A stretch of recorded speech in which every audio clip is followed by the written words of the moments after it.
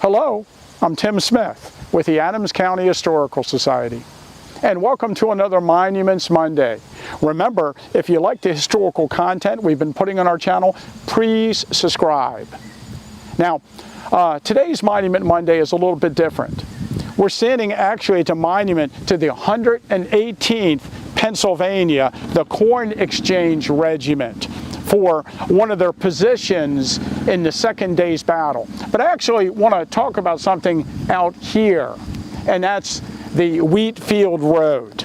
A monument, a photograph of a monument that I have in my collection, taken about 1880, is of the monument to Samuel Zook, a general who was killed, a brigade commander who was killed in the fighting in the Wheatfield on July 2nd. And that monument was placed along the Wheatfield Road in 1880. So it's one of the early monuments on the field. But the reason I was interested in the photograph early on is because there's this big rock in the road in the photograph. Years later, I discovered a photograph recorded in 1898, also by William Tipton, the famous photographer, and it is actually from up here at the top of the hill looking across towards the Wheatfield, and in the corner of his photograph you can also see the rock in the middle of the road. And you know, I put these two photographs together to give you an illustration. Now they're different angles, so it doesn't exactly line up in the background, but you get the idea that the rock is basically sitting in the middle of the road. And in stereo, with the stereo card, you can see in depth that there's actually kind of a hill that drops off right near this location where there was this rock sitting in the middle of the road.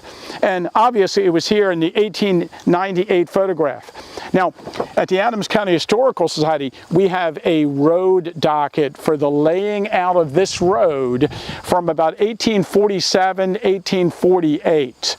And it actually was a county road. And one thing you might know, this is still a county road as far as I know. I know the park and the county have some kind of agreement over the usage of this road, but for tour guides, it's kind of interesting because if there's a government shutdown or there's roads closed in the park because of snow, since this road is a county road, it usually is still open to the tour guides. So it's not a park road. But in this early road docket that shows this particular stretch of this road, you can see on this map that we'll illustrate here, you can see the land of Peter Trossel, and that's the Trossel farm. His son Abraham and Abraham's wife Catherine lived there at the time of the battle, and Jacob Benner owns the area of the Wheatfield. He would later sell his property, be owned by George Rose at the time of the battle. But on the actual survey, it shows a stone as a landmark in the middle of the road, right where that photograph shows the rock in the road. And I've been interested in this rock in the road all my life, and I have not found a newspaper article or a mention in the park records as to when the rock was removed from the middle of the road.